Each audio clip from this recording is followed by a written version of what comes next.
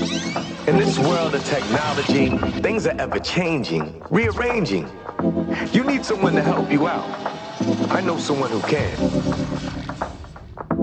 Come and take a journey with me as we go through the land of technology.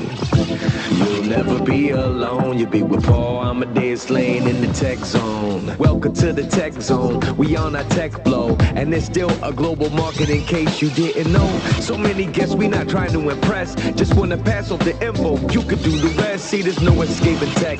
It's part of our lives. Keep every individual connected worldwide. But all this innovation is more than entertainment. It's people like you paving a new way every day. So let your imagination run wild with all the things that you dream about. Cause the Tech Zone is on now with Paul Amadeus Lane. Blah. Hello and welcome to the show. What's up? Paul Amadeus Lane. Thank you so much for tuning in. Hope you're staying safe out there during this time. And we have a great show planned for you. 3 great guests. We're going to be talking about a number of subjects. We're going to talk about art. We're going to talk about entertainment. And we're also going to talk about how technology can help us and help businesses out there during COVID-19. So, in our first segment, we're going to talk about hope. And why are we going to talk about hope right now? Well, if you think about what we're going through, life has changed for many of us, or not many of us, most of us, all of us.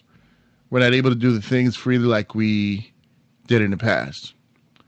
So do we allow that feeling to consume us to just be depressed, to have more anxiety, or do we look for what is ahead of us, being hopeful?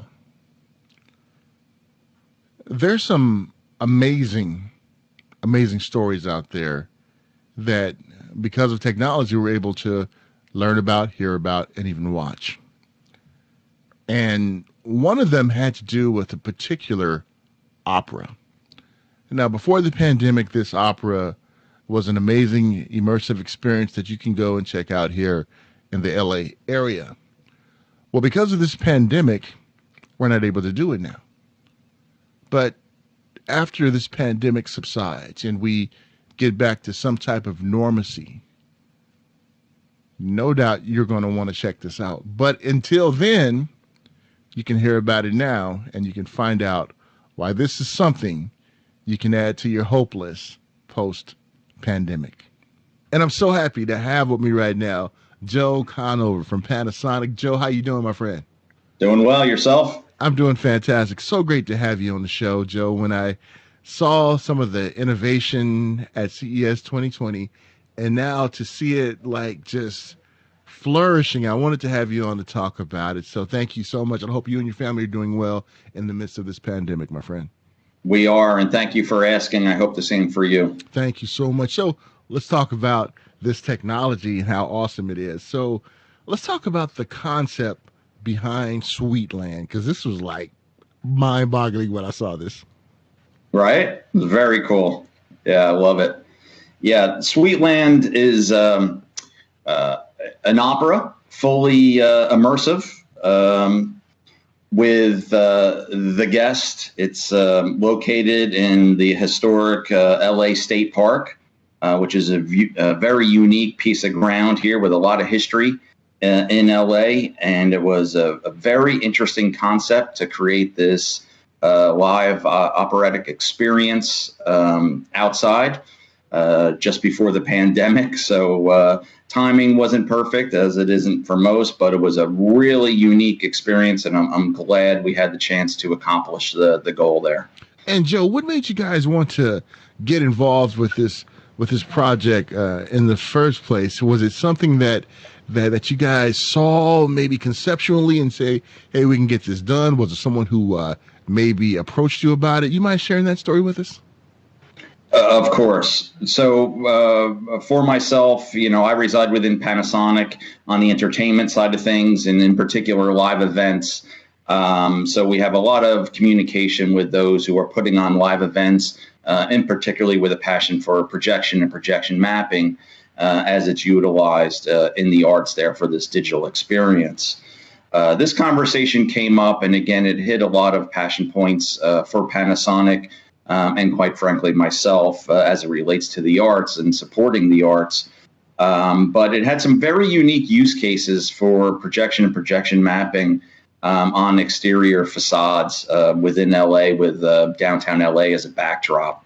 So when we heard the first concept, we were very interested to see how this may come to fruition. That's awesome. That's awesome. Thank you so much for sharing that with us, Joe. And Joe, when we talk about the arts, it seems like, and just as my opinion, that that's something that was missing in the time in which we're living in, pre-pandemic. But something tells me post-pandemic, something tells me we're going to go back to the artistic things such as operas, these amazing things out here. And just briefly, share your view on that, if you don't mind. Of course, and again, I think that was the nucleus of this, which really gets you at the heart, because most of our experiences are great, right? So the things you see projection mapping utilized are usually in a large scale. There may be a significant budget at play, and you see some of those exterior projection mappings done, and they're all wonderful. We're seeing a trend and a change in this. A lot of people see digital aspects in museum spaces these days as it's brought out, obviously, in our show capability and live events for concerts, our rental and staging market when it comes to theaters, and family entertainment centers and theme parks and such. You see it on a grand scale in most cases. And what I really liked about this is, I wouldn't consider it immersive, but it certainly told a story about humans with an artistic view and utilizing projection to tell the story and be a part of that story. So you really, if you took the projection out of this opera, you would be missing a piece to tell that story, and it would not be the same. So the way it was used, and the industry, the production company there, and Hannah Kim, who was the projection designer, really did some thoughtful design there to really tell the story. And what is this human story of the indigenous people of LA and LA and the park in particular. So I really enjoyed that. It was a complete part of the story, as much as the orchestra went, and as much as the actors. It was really that third component that really honed in and told the story. And because of it was immersive projection mapping, it really, as an audience member, really brought you into the landscape, the environment around us, because that is a significant part of the story there. So I really loved how they brought that all together. Another neat aspect about that I really liked is they weren't using our heaviest gear. So we have a very large range of projection when it's utilized in these manners. And for the most part, it's our higher end gear that's utilized in rental and staging to really put on these fully immersive experiences that you see in concerts and such these days.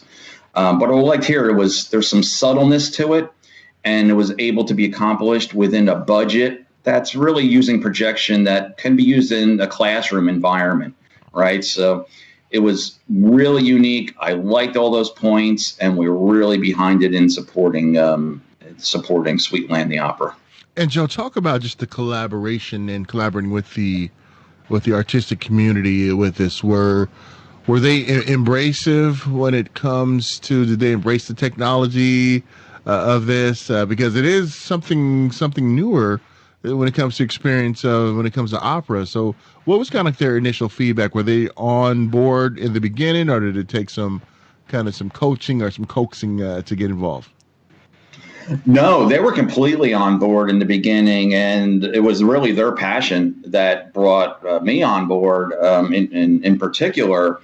And I have seen it utilized in other areas in theater, because it is, considered environmental lighting, if you will. So when they're trying to bring that into any theater scape, when they're utilizing it as a background and trying to bring you into an environment of a stage, it was just really unique here the way they were doing it. There was use of a scrim where projection was projected on the main stage when you first walk in on the scrim, and it started opening and telling the story immediately through text and imagery. But yet, because of the scrim, there was also live acting behind it. And also some sound as well. So there was also some audio cues that were really amazing. So it was really done in a really unique manner, and that was really enjoyable. They appreciated this experience. Is there any popular, let's say, exhibit throughout this opera that really caught the eye of the audience? There were a few different interactions where the projection mapping was utilized. Again, there was an opening scene where you're in assembled theater seating, if you will, where you're looking through the scrim. And then there was then the audience separated into two different journeys. So there was two different journeys that took place where you could take two different paths and two different experiences throughout. One was Train and one was Feast, as titled. And then once you went through that secondary experience, you ultimately gathered once again for a unique experience where everyone gathered again and watched projection and the projection mapping, which was rear projection facing onto a wall of mist, which was created quite ingenious. So this wall of mist appeared, and you were now watching a scene being projected behind two singers, essentially with this mist being the curtain. Truly amazing, subtlety, but told a great story, as well as the imagery was projected onto this mist. Then again, the audience departed to their separate journeys, had that experience, and then once again gathered at the original seating location. At this time, in the end, the scrim was down, the live acting was taking place.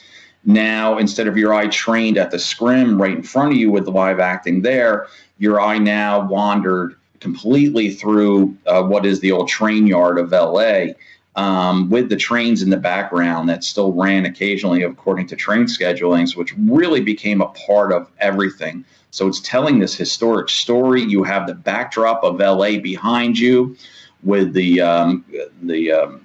bridge architecture behind you, which was amazing. And we utilized a bunch of 20,000 lumen projectors projected on that bridge to really, again, tell story through imagery and text. But it's so far in the distance that it was truly amazing, and it just opened up the whole experience. So you had these experiences throughout the whole event, all of them unique and different, and certainly all great value. But the end scene there with the train bridge and the trains passing by as the story finalized was just amazing use of projection. I'm blown away, Joe, by hearing you talk about this, man. This is pretty awesome. I want to geek out a little bit. Let's talk about the technology of these projectors and some of the features behind it, if you don't mind. What were some of the projectors that were used in this production? We utilized, again, focusing on the smaller units, our mid-size units that are really used in the education space. We had our RZ 670, so 6,000 lumen projections utilized in one aspect. We had 4 12,000 lumen projectors and one 20,000 lumen projector for that main scrim scene. So again, it's not 5,000 looms, which is what you would see in a normal K through 12 possibly, and it certainly wasn't our 50,000 looms where we light up buildings and such. So it was a very nice use of our mid-range product, or portable product, if you will. And Joe, as we are on this journey of hearing this experience, it seems to me that you guys are really helping the industry overcome a particular challenge or something, and talk about that, what you have done for this industry to really help out to have this robust looking production, and how utilizing your technology is really at the forefront. This curve of utilizing projection and telling a story is growing. We've seen that happen. And as you mentioned, opening up, you've seen some cases where we show this at Infocom and CES, where we're utilizing projection to tell a story through the use of digital media. And it's really the relationships I have gotten to know people that are really the artists behind this, that really utilizes technology in a meaningful way, has grown quite a bit. And the conversations we're having now of how you can bring in these fully immersive experiences in a flexible space, it truly shows where the industry is going. It's amazing. You know, some of the most recent projects are really eye-opening that you're going to see in the near future. But again, I love it when a story is told, when, you know, you bring it outside and it just becomes a difficult environment and you're not sheltered by a building, and you're actually out under the night sky in situations like this. Those are the unique ones that we really see. But utilizing projection and projection mapping to light up an environmental space is certainly something that is growing for us, and why we focus so hard on our live events development here at Panasonic. That's awesome. And looking at the Sweetland project, we know their budget is not like the big boys in Vegas and things like that, but we do know that Panasonic has solutions for ones with modest budgets and for ones who got deep pockets too. And talk about that, some of the things you guys have done in Las Vegas with the technology, if you don't mind sharing. Yeah, our technology is throughout Las Vegas, and that is a plethora of products, as you mentioned. You know, we still have a full line of lamp-based projections. So if there's you know, a cost consideration involved, we certainly haven't ignored that line, and we still develop that line. Our recent LCD LED projection certainly shows that we are focused in these areas. And again, our laser projection, as it relates in our DLP projection, one chip or two chip, is really significant when it comes to the entertainment space. And you see this in Vegas throughout, be it projection on the exterior or be it within shows. And, you know, in those spaces of live events, within the shows in Vegas or on the floor of Vegas, sports books, whatever it may be, you see this trend. Esports for us is certainly a huge growing industry for all, where we have a large presence of not only our projection, but our displays, our video walls, and our camera technologies, and our pan, tilt, zoom cameras, and our live streaming studios. You know, you can really create a neat, flexible space to be utilized in theater and entertainment or in any sort of venue. And in Vegas, you see a large portion of those used everywhere you go. And Vegas is tough because there's a lot of sensory input, so it's hard to focus sometimes on what that technology is. But, you know, on a given day, you walk down the strip and you can notice quite interesting, you know, some of the unique aspects we're doing. And I think we'll all be excited in the near future of some of the other things coming out there within town in Vegas as well. Now, Joe, you being too modest out there. Let's do some name dropping, man. Who you guys work with? Come on, let us know. I don't like to really name drop too much. We're involved in all the conversations out there, but we certainly have a large presence in almost every show. We share that with our competitors, obviously, but we do have a large presence in the rental and staging market. We have a very large market share for rental and staging. We are the go-to projection for that, just because our uniqueness when it comes to the rental and staging, be it a temporary event or even the fixed events. You know, our significant projectors and our laser projectors are certainly in its class, the most lightweight and I don't want to say portable, if you will, but it's the smallest form factor package. It's very, you know, lightweight. It's one singular unit, doesn't require other units for cooling, and you can hang them in any configuration. So they're certainly very unique in the space of entertainment, and it certainly is a go-to for us. So we find ourselves in a lot of venues in there at this point in time. All right, I'll give you a pass this time for not the name drop, but definitely. But I know some of the ones that you work with. Incredible, incredible technology, incredible work, my friend. You guys are doing some amazing, amazing things. And one thing I like about it too, about the different products out there, even for someone with a Kool-Aid budget like myself, I can hook up my room so I can stream my show and watch it on the wall and projection. So I love you guys for that. Thank you guys so much for for doing that. But before I let you go, how can people find out more information about this great innovation out there? Joe, you mind sharing that with us? Oh, not at all. You can certainly visit us at Panasonic North America and see our technology that's out there.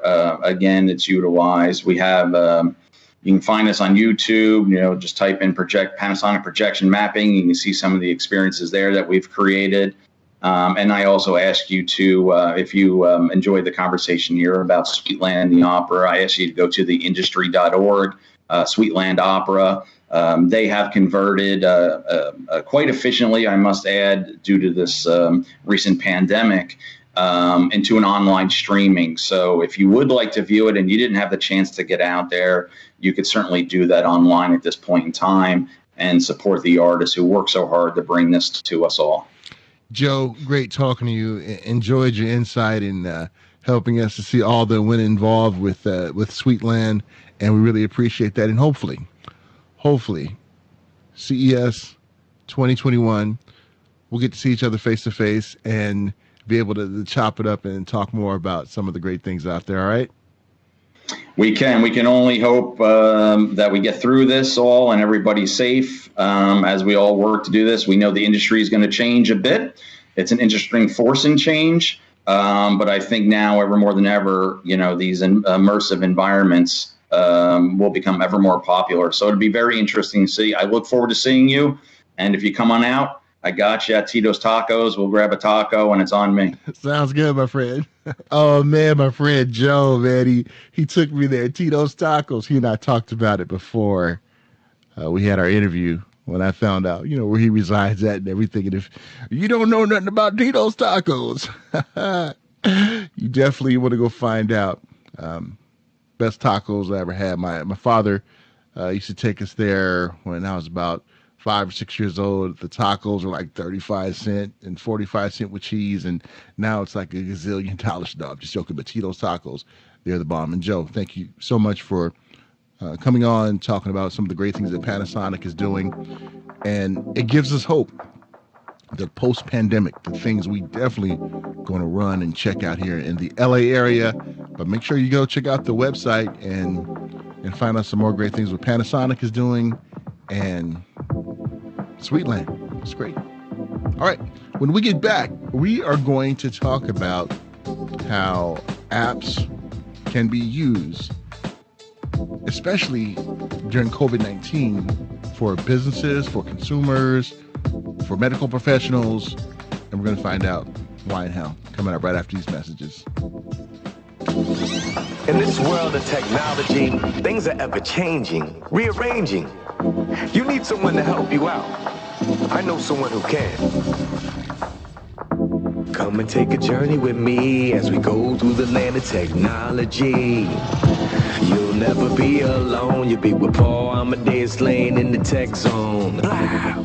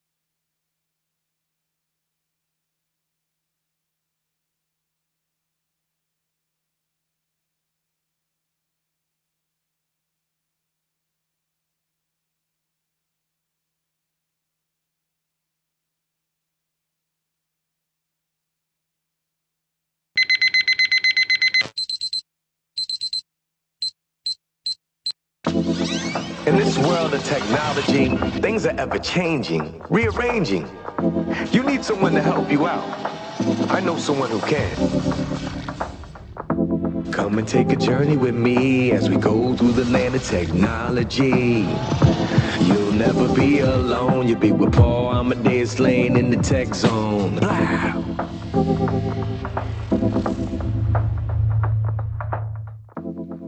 I have had an opportunity to meet some incredible people from around the world, and we do this via CES. And I met this one individual in January of this year who had an incredible app for the real estate market, for landlords, property owners. It just really blew me away. And he and I always kept in contact on LinkedIn and everything. He's a great guy.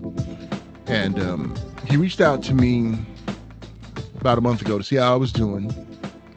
And he was telling me about something that his company was now doing during COVID-19. See, they've been on lockdown for a very, very long time. Lives over in France. And I wanted to have him on because what he was able to accomplish during COVID-19 in the tech world just shows how tech is really rising up and meeting the challenge of this moment to not only help us as consumers of technology, but as owners, business owners, entrepreneurs out there. And I wanted to have him back and talk about some of the incredible things that his company is doing. I'm so happy to have with me right now a great person I met at CES this year, all the way from France, Stéphane Elia, my friend. How are you? Bonjour. Bonjour, Paul. Thank you to make this appointment real, and I'm so happy to see you. You know, it has been such a long time now, 6 months, six months only, but it's like CES was also yesterday because it was such a souvenir, you know. And you know, the CES comes to something incredible for us today because I have to announce you that from the CES we managed to contact this investment fund in VC we work with now. Wow. And we just raised up the vision, the money for the vision of our apps means 100 million euros today, and to close a deal, incredible deal. And I'm so happy. And thanks to the CES, thanks to everything that we've done over there, your communication, everything. I'm so grateful about this. No, I love to hear that, Stéphane, because sometimes I don't think that I do anything, but to hear things like that you're able to accomplish things, and that I had a little small part of it, you know, not a big part like you did, is truly awesome. And I wanted to have you on because, first of all, I'm wishing you and your family well during COVID-19, and I know that you all have been sheltering in place for a long time in France. But even though you've been sheltering in place, you have definitely looked for ways to be innovative with ImmoShoot. Talk about what ImmoShoot has been able to just create amidst this pandemic. Alors, thank you to give me this opportunity to tell you the new launch of ImmoShoot C19 Solidarity. In fact, in ImmoShoot, you know, it is a portal for real estate indexation data. We decided to make a special things for CA19 to help people to find the first necessary needs in Paris and all over the world. It means that in ImmoShoot now, with the CA19 function, you could try to free deflate and to make easy the search for first needs. Means you will find the laboratory, you will find the chemistry, you will find the bakeries, you will find all the alimentaries, the stores, and all the things that could help you to not to be in a queue, and to be able to, in fact, improve this distance of 2 meters on a queue, and not being like in a 25 minutes or 15 minutes queue, because this is the main things, you know.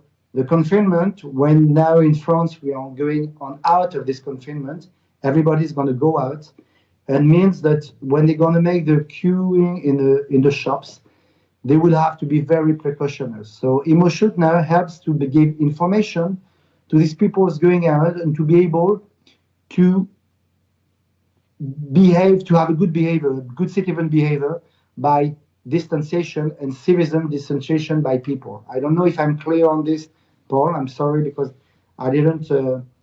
I made some interview in France relative to this, but it's the first one, and I'm so happy to inform you about it in the United States. So this function is made for confinement and for deconfinement. When you go out, people has to be far from 1 meter to 2 meters, and in the queues of stores, it's very important, and Hemoshoot helps for this. No, I love it. I love it. Stefan, we really appreciate what you guys are doing over there. And what's incredible about this is that how fast you were able to implement this. And talk about, were there any challenges trying to do this effectively like you guys have?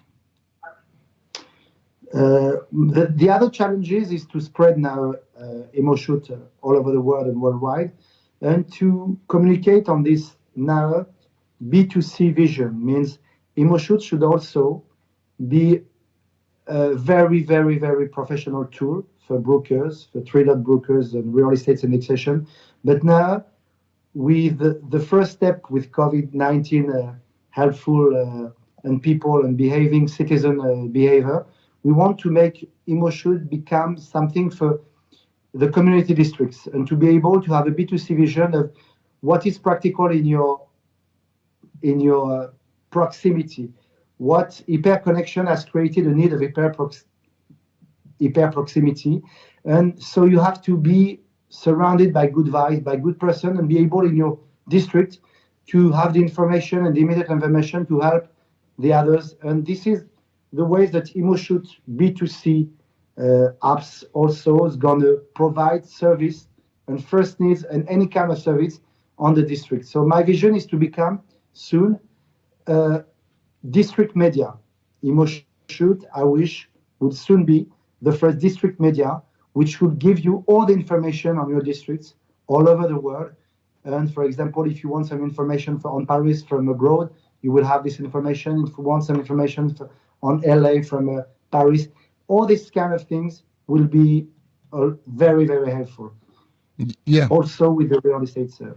No, that's amazing, Stefan, especially living during COVID-19 pandemic and even after. And it really seems like to me that this app right here is going to try to really help keep us safe even after COVID-19 to make sure that we're, just taking precautions because we never know what can happen next, what's on the horizon next. Of course, but we have lived it for now more than 6 months in Paris, more or less. But now it's 3 months that we are in confinement, and we have incredible things that are made all over the world and all over also some other clever and smart tools that we see on internet. I think that people is so creative. Everybody is so creative right now. We see some textile industry converting themselves in making some masks. We see some person in just shops selling some products and hydrogel. So everybody has to think about this pandemic, and we think that all this we have to reinvent ourselves and to be also reinvited in our world, because all this pandemic on myself comes from what we do to the nature. And what we do to nature, Achive was one of this kind of disaster of deforestation. SirDanielKWinn is also. So all these kind of things we have to reappropriate and to be able to be invited by the nature in order to become a part of it, and now to become more collaborative, more ingenious, more smart, and to be able to form a real community of welfare. And that's also the purpose. And if we don't talk only about business, it's also to find our place in this world now. And in all the business, we need to be sure that we are in the good place for us and for the other people. Yeah, no, I hear you, Stefan. And this innovation right here, the solution, looks like that it can help the economy as well too. Let's say, like you mentioned, about ones who may be selling something in a dress shop, some who may be selling goods out there. How will this help companies out there during COVID-19 in this economy with their sales, with informing their customers or the inventory. Do you mind sharing that with us, Stefan? Yes, of course, because I think that the most information we'll give to help the shops and the stores to have some visibility and some notoriety will help them to provide the first also launch of their next success. Means what I mean is that now shops and stores could disappear. There's going to be a lot of bankruptcy and everything. So they have to sell their stocks and to have the notoriety and the visibility to do it. But it will be with a certain distance. With COVID-19 now, you cannot be 1,000 people or 300 people on the same plane in the store. So you will have to, of course, to respect some few new things. And in that case, it's, of course, we have to provide the maximum of visibility to fluidify this kind of new ways to shop, because it's going to be for maybe 18 months. Our first job is to. I'm sorry, I have my daughter who is coming. Oh, no problem. She sounds so cute. No, she's Leonor. She's Leonor, and she's 5 years, and the other one is 2 years, and the other one is 10 years. And we are so happy to be with her and to take some time for them also at the moment. Yeah. But it's true that I was talking with LVMH just today, because our job is also to make some commercial real estate in Europe and all over the world. And I could tell you that there's a minimum 18 months on which they're going to have to take care to reinvent themselves in the way that they have to attract the clients. And all the information that we could give through new apps, through the digital, through the tech, will be very helpful to make new ways of information. And this is one of our purpose on the district community, and be able to reappropriate this all of that things for all the people. In fact, and it's true that this epidemic will make 200 million maybe unemployed people in the world out. So we have to avoid this. We have to launch quickly the economy. That's what we do in France right now. And a lot of people, I think solution will come from the tech. And Paul, I'm sure you agree with me. Tech is also the solution of tomorrow to be able to foster this kind of recovery. I totally agree. It seems like because of COVID-19, the tech acceleration in the world jumped to light speed. After COVID-19, all these things are now being implemented that is going to be our new normal. And we're so glad, Stefan, that you over at ImmoShoot are doing all these great things. And is there anything else you'd like to tell the listener or the viewer out there about ImmoShoot and this platform? But thank you, of course, to give me this chance to be so how do you say, to be. I'm sorry for my English at the moment, because I was very more fluent when I was in spending 2 weeks in Vegas 6 months ago, and now I was focused on my French and French business. So, of course, I'm sorry for this interview, Paul. And next time I will be more fluent for sure. No, my friend. No, my friend. You know what? You don't have to be sorry of anything. We were able to understand it. I love your accent. We understood well. So no need to apologize, my friend. But go ahead. No, but I want to first of all to say, be safe. Be sure that it's a real bad disease. We have some few people around us who has had bad who died from the pandemic right now. And it's true that be precautionist. United States is the strongest country in the world. You are one nation, and you are all together better than any kind of people. And in Europe, you see now there's some distortions, some few things, and it tries the epidemic, reason a lot of things, and made relative to some relationship between countries and everything. But I'm sure that United States will be over this soon. New Yorkers also, we think a lot of New Yorkers right now, because There's a lot of things related to this country, what we see in the news. And we are very, very in a hurry to come back to see you in Las Vegas, and to travel and to put emotions in your mind, and to try to, but use the CD19 functionality. It's really easy, and it will help for you, for sure. Sounds good. And how can ones find out more information about it? Is there a website you want to send everybody to, Stefan? Yes, we have. You go on the App Store. Emotion is on App Store, and you have a little banner which is called C19 Solidarity. You put on it, and you give all the information about the proximities for the others, for people who wants to search for the next shop with no match queue and everything, not waiting. So you could improve it. It's very easy. And you have a website. We have a website also, which is Emoshoot, www.emoshoot.fr. And of course, if you want to contact us, you could contact on contact@emoshoot.com, and we will be happy to answer all your questions, and maybe to clarify, because there's some people who speak better English than I in this group. You're fine, Stefan. You speak perfect English. Okay, you did an awesome job. Hey, and I appreciate. Hey, you gotta let me say hi to your daughter. Where's your daughter? I don't want to say hi to her. Where's she at? The daughter? Yeah, can I say hi to her?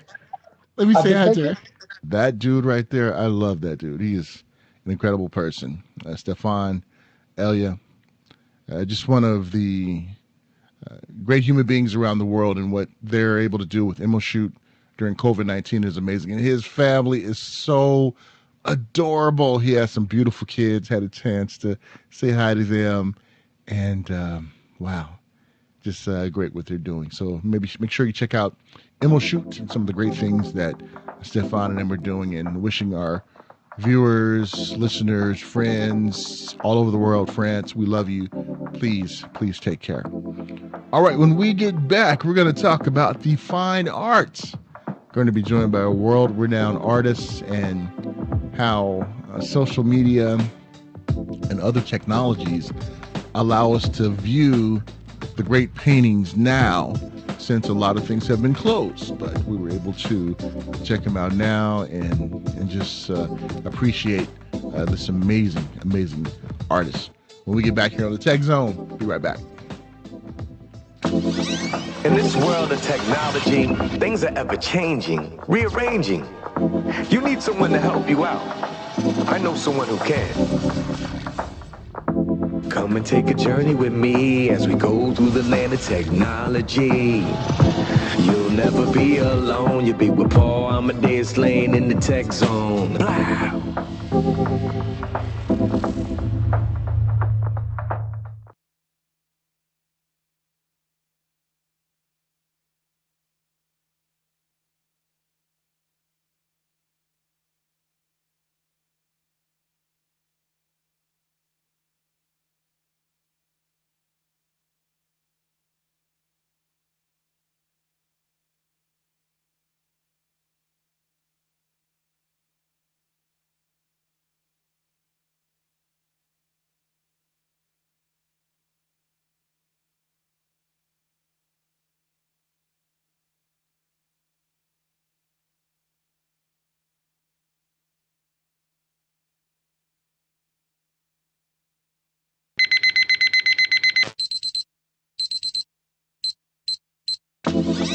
In this world of technology, things are ever changing, rearranging.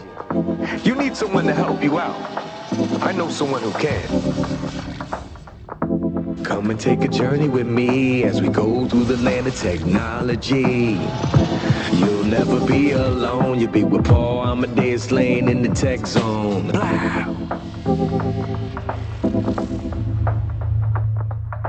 Welcome back to the Tech Zone. So happy to have you with me, and please stay safe, be smart during COVID-19, and remember those who are less fortunate than us. So always remember them in our thoughts and our prayers. Because of COVID-19, we're not able to go out and be entertained like we used to in the past. Many of us like the finer things in life, right? We like the arts.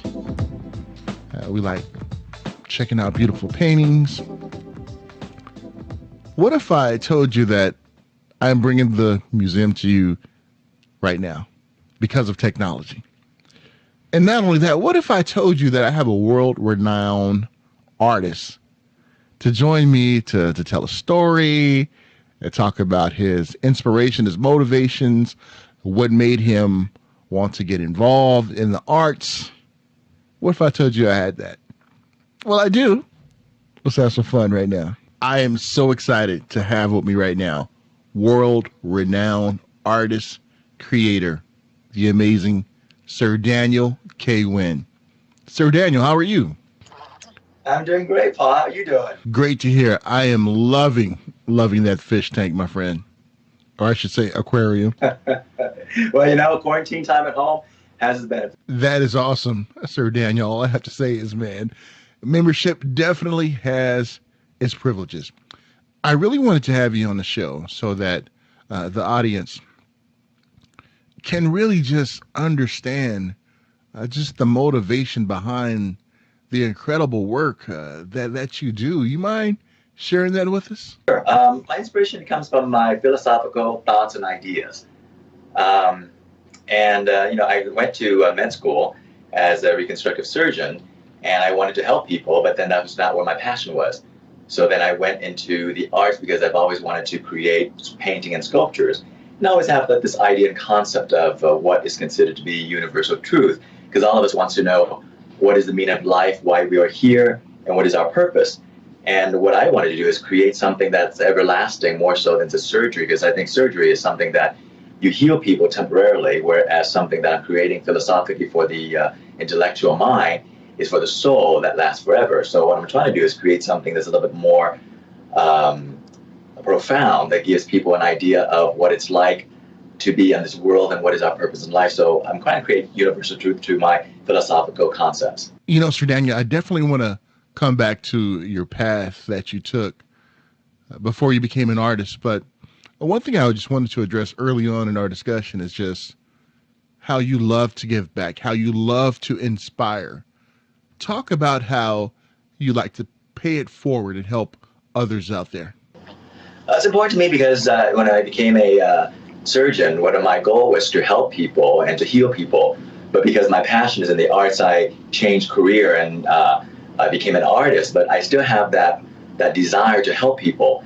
And I grew up very, my past is very, start from scratch. My family came over in 1975 from the torn war of Vietnam. So I know what it's like to be, have nothing and to suffer and to be homeless and to be starving.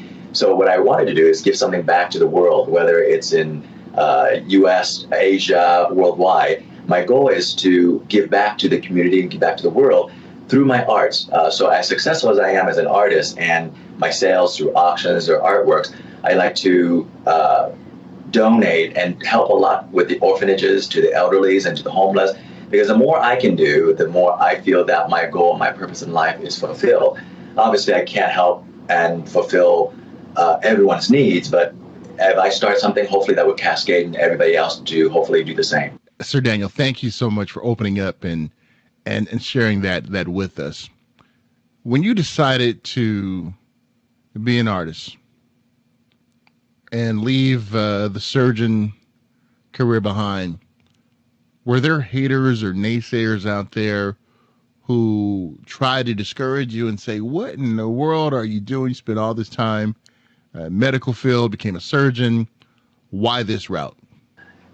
Art, and as an artist, it's almost like you go and tell your parents, your friends, I'm going to go be a rock star. I'm going to go be a singer or something like that, because they really don't understand the concept of what that industry or that career is.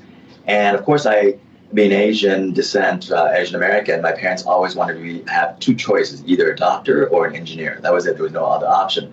So I went and I got a degree for them. But once I've got that, I went back to them and said, I really want to become an artist because I think I can fulfill my goal as a human being in this world much more. They didn't really understand that, but fortunately for me, I had support from them. But a lot of my friends, my colleagues in med school and would look at me back then and just scratch their head. It's like, you're crazy.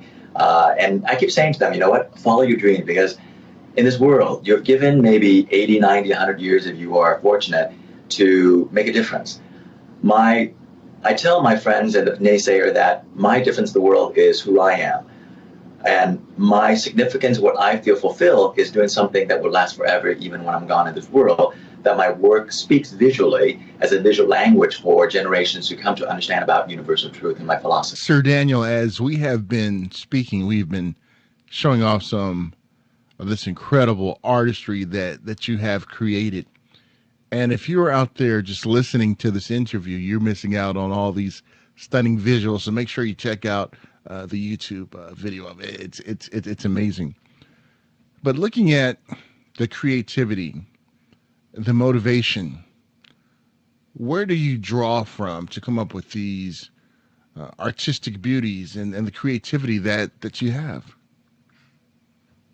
That's a great question. I had that recently asked by numerous people, because for a few years I've been painting a lot with figures with masks, and I don't use models. It all comes from my imaginations. But my inspirations usually comes from my life experience, but also mostly from dreams. And I take that and I incorporate with my mentors like Da Vinci, Caravaggio, Raphael, and of course with modern artists, with Pollock with his emotions, and Picasso with his unique cubist style. So I use all that techniques to put it together to come up with a concept of philosophical language on my sculptures or my paintings.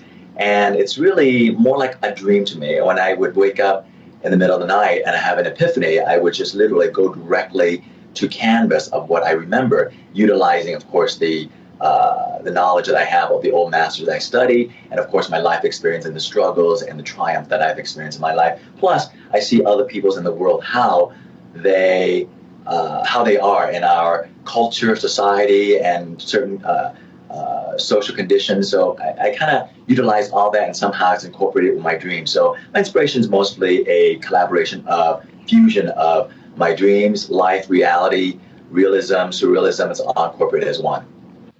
Well, Sir Daniel, all I have to say is you do a very fantastic job when it comes to drawing from these inspirations and the phenomenal work that you do.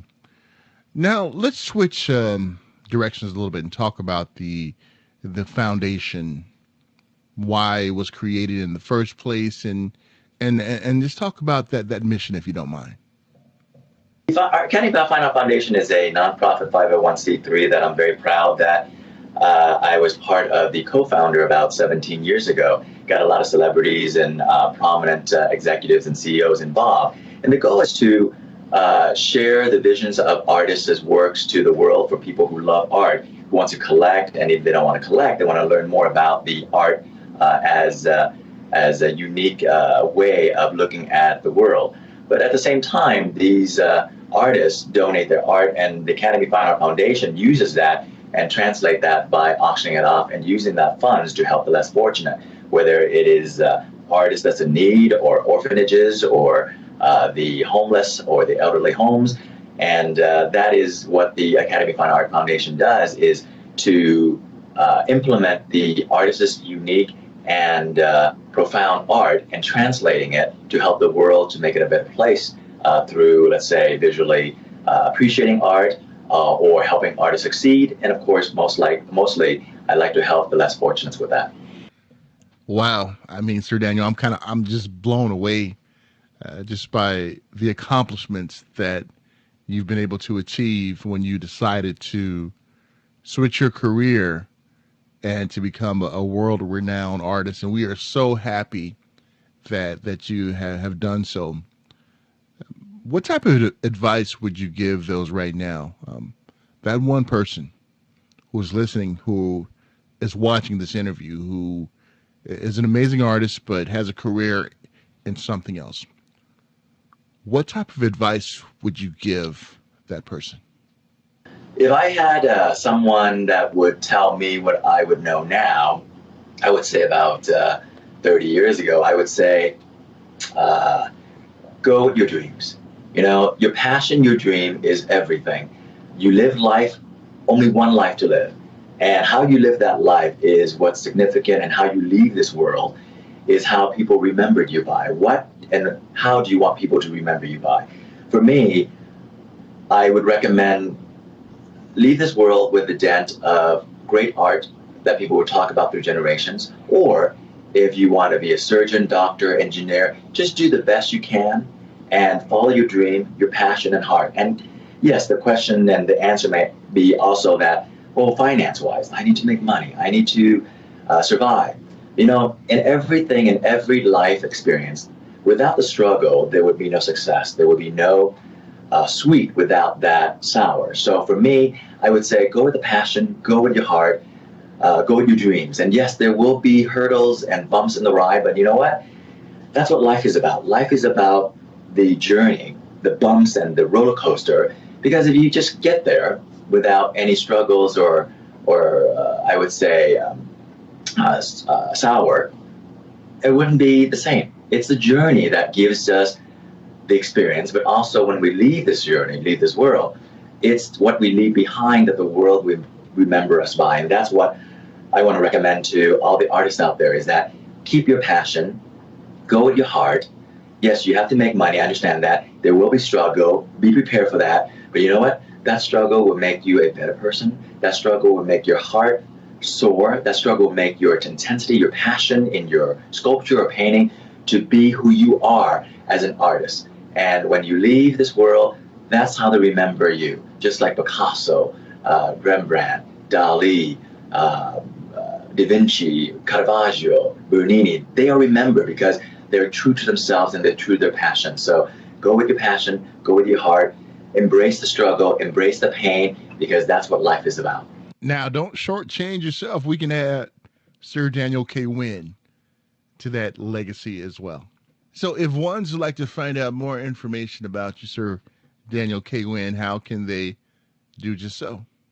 Go into on my website, SirDanielKWinn.com, or I'm really great on Instagram, SirDanielKWinn, or Facebook. Friend me. I would love to have more friends. I have about 1,000 that I can accept more, but on Instagram, I have about over 50-something thousand followers. I'd like to bring that up to a couple 100,000. So go in there and follow my journey, follow my experience, and I think that hopefully that I can share something with you that we can all embrace this world and live our life to the very fullest. SirDanielKWinn. And one more thing. Uh-huh. One more thing. Come visit the gallery in Beverly Hills. I have my art's in very numerous prominent galleries, but my one that I'm very famously known for is in Beverly Hills next to Rodeo Drive, called Winn Slavin Fine Art. Come visit that, and if I'm there, I would take you to coffee. Just say that you saw me on the YouTube with Paul, and I would definitely do something special for you. I look forward to meeting anyone that wants to share my innermost visions with me. Hey, I'm gonna come there myself and say, let's go get some coffee, Sir Daniel. So we're gonna I expect that, Paul. I expect that from you there. Hey, great catching up with you, my friend, and thank you so much. And you stay safe during this pandemic. We look forward to seeing you soon. Likewise. Thanks so much. Enjoyed talking to the great SirDanielKWinn. Great story, great motivation, and because of technology, I was able to bring the art gallery to you. But when that art gallery opened up, make sure you tell him you saw and heard him on the Tech Zone, and remember, he's gonna get you some coffee, and I'm gonna go get my coffee too. Great having SirDanielKWinn. All right, folks, time for us to get out of here. Please stay safe. Take care of yourself. Be smart, please. Don't take any unnecessary risks with your life or others out there during this time. Take care. Talk to you soon. Stay well. In this world of technology, things are ever changing, rearranging. You need someone to help you out. I know someone who can. Come and take a journey with me as we go through the land of technology. You'll never be alone. You'll be with Paul, Amadeus, laying in the tech zone. Blah.